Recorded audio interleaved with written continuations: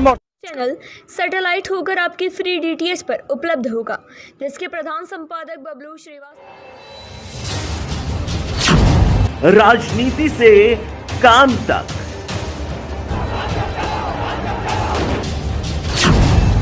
अपराध से अंजाम तक, खेत से खलिहान तक, मैदान तक,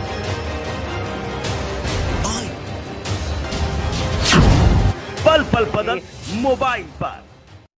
सीसी न्यूज बबलू श्रीवास्तव की रिपोर्ट। लखनऊ दारुल सभा 39 विधायक निवास 2 पुराना उत्तर प्रदेश राज्य कर्मचारी संयुक्त परिषद उत्तर प्रदेश कार्यकारिणी की एक आवश्यक एवं महत्वपूर्ण बैठक। परिस्थिति के प्रांतीय कार्यालय 39 बी दारुल सभा विधानसभा निवास लखनऊ में हुई। संजीव पांडे प्रदेश अध्यक्ष की अध्यक्षता में संपन्न हुई, जिसमें कार्यक्रमचारियों के विभिन्न समसामयिक विषयों पर विचार विमर्श किया गया। बैठक के बाद परिषद के महामंत्री BKV राय ने बताया कि केंद्र सरकार द्वारा जनवरी 2020 से फ्रीज की गई महंगाई भत्ता महंगाई राशि की 3 किस्तों की घोषणा की जा चुकी है। वहीं उत्तर प्रदेश में अभी तक महंगाई भत्ते की बहाली की घोषणा जुलाई माह बीत जाने के बाद भी नहीं की गई। उत्तर प्रदेश के यशस्वी माननीय मुख्यमंत्री का ध्यान आकृष्ट करते हुए शीघ्र महंगाई भत्ते महंगाई राहत में बढ़ोतरी करते हुए राज्य कर्मचारी पेंशन विभिन्न निगमों के कर्मचारियों को भी वेतन में इस माह से दिलाए जाने तथा एरिया दिए जाने की मांग की गई। पुरानी पेंशन की बहाली यानी से एम संविदा ठेका कर्मचारियों को राज्य कर्मचारियों का दर्जा देते हुए न्यूनतम वेतन भत्ते लागू किए जाए निजीकरण करने के रिक्त पदों को भी विज्ञप्ति करे जाने तथा राज्य तथा कर्मचारी के परिषद की महत्वपूर्ण घटक सवर्णों के कैडर पुनर्गठन x ray technology live technician lab assistant ARON MBSW महिला HOD डाक सहायक किए जाने की मांग की गई। बैठक में राज्य कर्मचारी संयुक्त परिषद उत्तर प्रदेश के पदाधिकारियों अशोक अवस्थी अजय पांडे सुरेश चंद्र श्रीवास्तव वीर सिंह सुमंता चतुर्वेदी उदयमान सिंह कृष्ण गोपाल अरविंद राय प्रशांत शर्मा BP चौधरी रमेश चंद्र कुशवाहा दिग्विजय तिवारी डॉक्टर गयान प्रकाश झा राजेश्वर सिंह तुफैल अहमद चंदन कुमार सुभाष चंद्र गौतम राहुल पाठक संजीव कुमार मिश्रा गोपी कृष्ण रंजन लालाज ने अपने विचार रखे। विधानसभा में पास कराया जा रहा है, पर सूबे के कर्मचारियों को 2 बच्चों तक सीमित रखने पर एक इंक्रीमेंट जो अनेकों 40 सालों से मिल रहा था, सूबे की सरकार ने उसे भी समाप्त कर दिया है। तो एक तरह से सरकार की एक ही बिंदु पर 2 तरह की नीतियाँ चल रही हैं। सरकार लगातार कर्मचारियों हितों का अनदेखा कर रही है, कर्मचारियों की कोई भी मांग को स्वीकार नहीं कर रही है। सूबे का कर्मचारी बहुत आक्रोशित है, बस बहुत असंतोष में है। इसलिए सूबे के कर्मचारियों ने की भावनाओं को देखते हुए राज्य कर्मचारी संयुक्त परिषद ने इस बात पर गहन चिंतन मनन कर यह फैसला किया है कि सूबे की सरकार के कर्मचारी विरोधी रूप को देखते हुए समय की आवश्यकता है कि सूबे में कर्मचारियों का एक बड़ा आंदोलन किया जाए। राज्य सरकार को फिर एक बार आगाह किया जाता है कि केंद्र के द्वारा बहाल की गई महंगाई भत्ते की 3 किस्तों को बिना किसी विलंब के प्रदेश के कर्मचारियों को बहाल की जाए और वेतन विसंगतियाँ जो भी सरकार के पास लंबित हैं तत्काल उन्हें उनका निवारण किया जाए और 25% कोरोना वॉरियर्स को जो इंसेंटिव बोनस देने का निर्णय किया गया था उसे जमीनी धरातल पर लागू किया जाए। अन्यथा शासनादेशों को मात्र कागजी घोड़े के अतिरिक्त कुछ भी नहीं कहा जा सकता।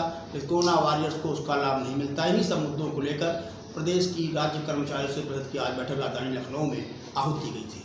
कि कौन कौन से विभाग से आपके यहाँ कर्मचारी आए थे? हमारे यहाँ से स्वास्थ्य का, शिक्षा का, रोडवेज का, वन का, फॉरेस्ट आपका सिंचाई विभाग का, pharmacist staff nurses LT lab assistants सहित लगभग 80 संगठनों के लोग आ जाए थे। अभी इस थाने में नीति चल रही थी जिसके तहत काफ़ी दिन तक स्वास्थ्य विभाग में कार्य बहिष्कार हुआ, इसके बारे में क्या कहना है? हमारा ये कहना है कि स्थानांतरण सरकारी सेवाओं का एक अविभाज्य अंग है। सरकारी सेवाओं को स्थानांतरण किए जाने में कर्मचारियों की कुशलता के लिए किया जाता है, लेकिन ट्रांसफ़र को दंड के रूप में किया जाना बिल्कुल ही अनुचित है। विकलांग, हृदय रोग पीड़ित, गंभीर बीमारी से ग्रसित और उत्तर प्रदेश शासन द्वारा ही जारी की गई स्थानांतरण नीति का उल्लंघन कर जो भी स्थानांतरण आदेश जारी किए गए हैं बिल्कुल नियम विरुद्ध हैं और ऐसे सभी स्थानांतरणों को तत्काल रोका जाना चाहिए, क्योंकि शासन जब स्वयं अपनी नीति को घोषित करती है और किसी अधिकारी और विभाग द्वारा उसका पालन नहीं किया जाता है तो ऐसा लगता है या तो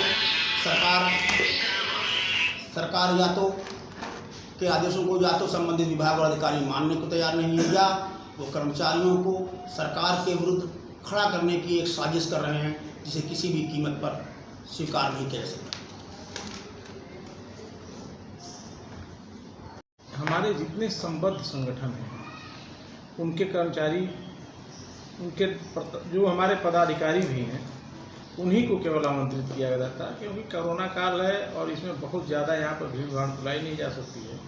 उसे हमें 50 से नीचे ही नियंत्रित करना था, तो इसलिए हर अनेकों संवर्गों से 2-2, 3-3, 4-4 लोग इसमें भागीदारी किए थे, जो हमारे भी पदाधिकारी हैं, तो उन्हीं को केवल बुलाया गया था यहाँ पे। जैसा कि आपके संगठन काफ़ी लंबी समस्याएं होंगी, आगे आंदोलन की क्या तैयारियां हैं? देखिए, समस्याएं कई तरह की हैं, कई चरणों की हैं। जैसे कि एक डीए का मामला है, डीए का जो केंद्र सरकार ने घोषित कर दिया है। पहले आश्वासन मिलता रहा कि जो केंद्र सरकार घोषित करेगी तुरंत राज्य सरकार भी उत्तर प्रदेश के कर्मचारियों को और पेंशनर्स को और अपने ये जो निगमों के कर्मचारी हैं इनको सबको ये तुरंत जारी किया जाएगा।